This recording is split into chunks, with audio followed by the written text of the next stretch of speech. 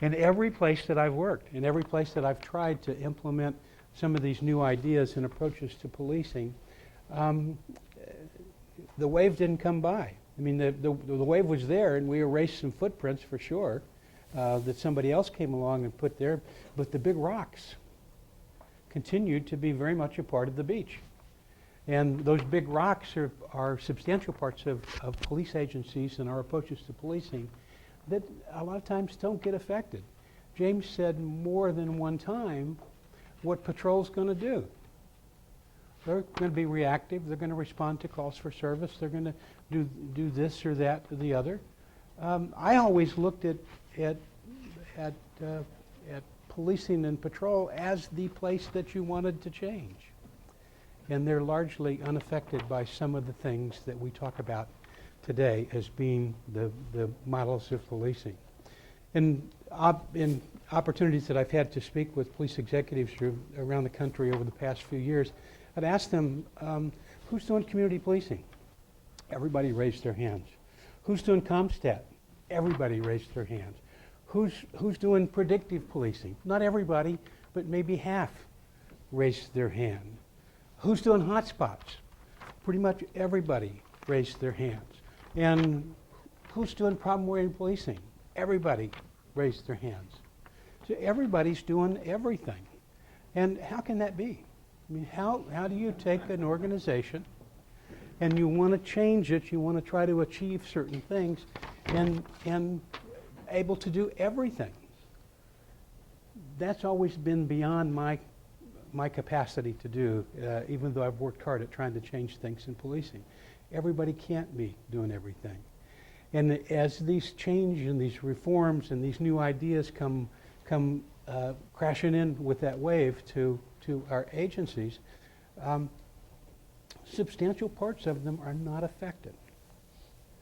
Patrol is one of them, unless you've worked hard at trying to engage officers in problem solving and beat geographic accountability, which several people have talked about from the hotspots perspective. Unless you've really worked hard, large parts of your organization have not been affected. How many conversations have we had over the years about criminal investigations? How many? How many efforts have been made to have criminal investigations engaged in COMPSTAT or community policing or problem solving or problem-oriented policing? They're not as many. I mean, they're more limited, but there have been some efforts to do that. So why is it that our big reforms and our big changes in policing don't seem to have impacts on the substantial part of our organizations? And they don't. Part of it is the work that we're asked to do. We've got to answer calls for service. We gotta do something when that phone rings. I mean, we don't have to send every time, but we've got to do something. Got to make a decision. Is what are we going to do with this piece of work that somebody's given us? So we can't. In the patrol area, that is that big, huge elephant that is always going to be a part of it. I'm not saying that we can't do things differently, but a lot of times it's easier to overlay something new. It's easier to come up with a special unit. It's easier to say, well, these guys can do that. We'll concentrate all of our energy on that. And the 75% of our police resources that we have available to it can go on doing business as usual. If we want to substantially change policing, we have to think very differently about it. We have to think about what do those people that do the fundamental work that we're asked to do, can they do that better? How can they do that better with the constant pressure of work coming in the door?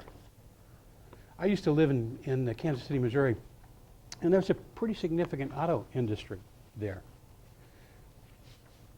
Buick, Oldsmobile, and Pontiac, there's only one of those left. Ford, GM, Chevrolet, a lot of big auto plants in that city. And about every July and August, they all shut them down. They stopped building cars. What were they doing? Retooling the line for the new model. We're going to do some kind of something different. Instead of roll-up windows, we're going to have power windows, or we're going to have cameras in the back of our cars. So we don't. They've shut the lines down and they stopped working so that they could retool and do their new models. We don't have that chance. We have to change. We have to introduce things. We have to keep up with the work on a day-to-day basis while that assembly line continues to move. And when we think about these major reforms and we think about how to make things different in our organizations, hopefully with some more impact, we've got to think about it when that assembly line is moving down the road, continuing to never, ever having the ability to stop, because it's always going to be there. James's recommendations, I think, are very good as well. How do you take some of these changes and these innovations and incorporate them and have them coexist? I think some of these ideas, in fact, I think they can coexist. But we can't talk about them as this is the way we police. This is part of the way we police. This is one of the things that we do that hopefully becomes a part of a comprehensive strategy that helps us more effectively serve our communities. One of the challenges that we have, I think, and several of you have alluded to it and started thinking about other measures, when we start talking about evidence and we start talking about success and failure of COMPSTAT, community policing, and problem solving, by and large, the big yardstick is 8 crimes. The people sometimes report to us. I think we know there's a substantial amount that's not reported to us. How can we talk about success of our enterprise on the basis of 8 crimes when we all know the police do a whole lot more than just focus on those 8 crimes? And how can we even talk about how good we are at making crime go away when we don't count a substantial part of what people do to commit crimes today? How many of you count or pay any attention at all to credit card fraud? I saw something a while back that, and I don't know how good the numbers are, but they said the police only hear about 10 to 15% of the credit card frauds that take place in our communities. Banks and credit card companies hear about all of it. And one number, and I don't, some of these national estimates, I'm just using them. I don't claim to be able to say whether they're any good or not. One number says that we've got about 8 to 10 million of those credit card frauds occurring in this country every year. And we're hearing about 10% of them. And we're not doing anything with those 10% that we really hear about. I wonder, I think it's a fair question to ask.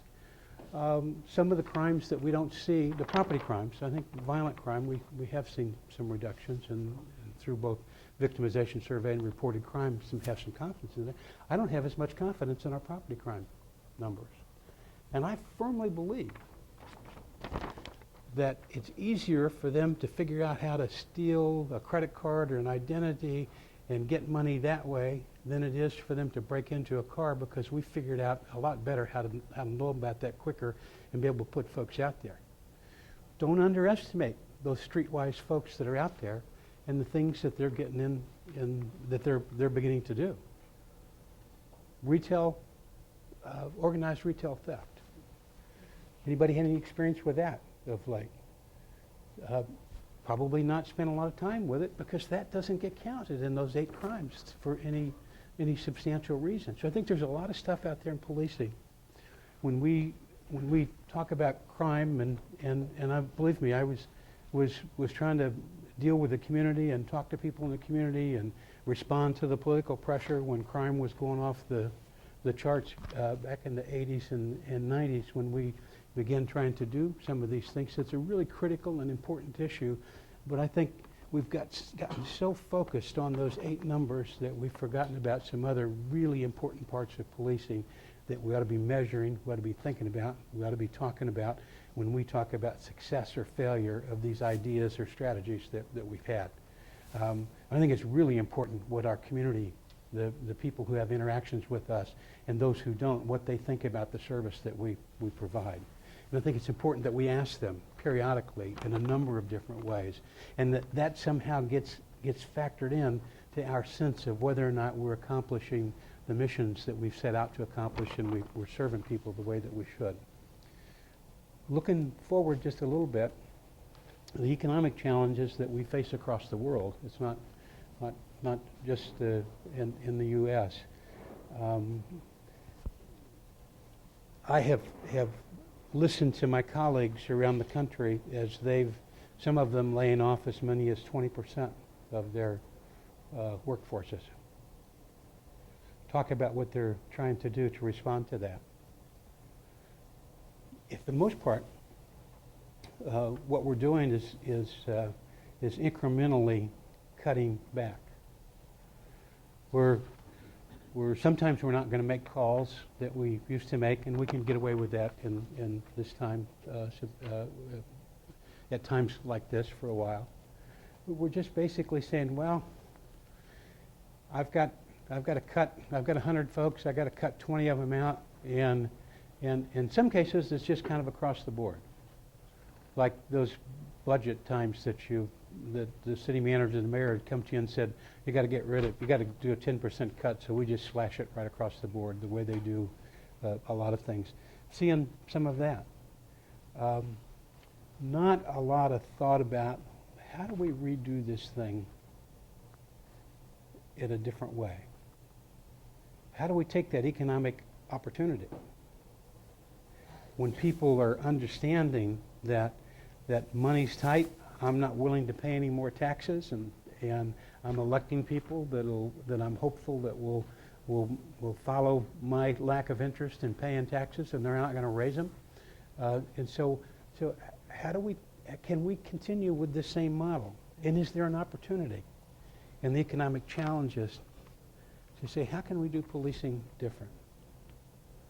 What are the partnerships out there that we've not fully pursued? How many joint task forces do we have with the financial community where we mutually investigate these cases?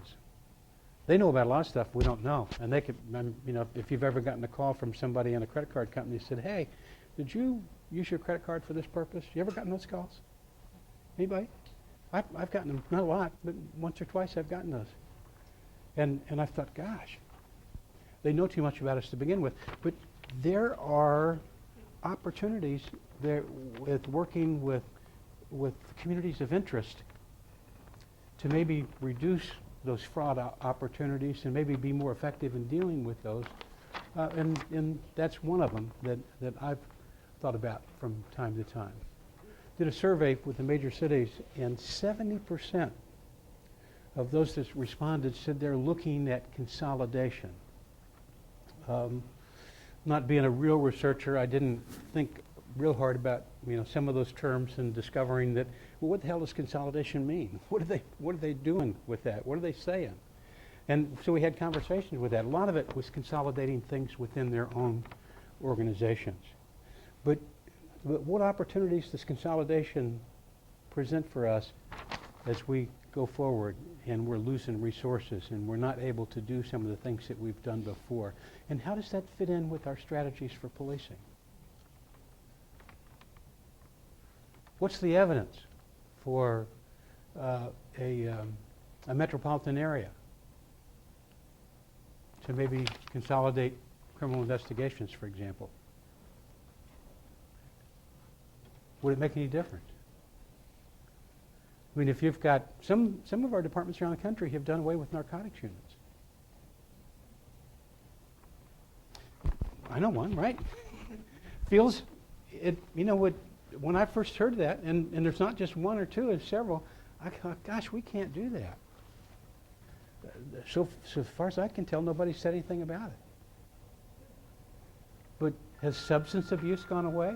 Have we have fewer drug problems than we had before? I don't think so. So we've got to figure out a way we're going to manage those things. So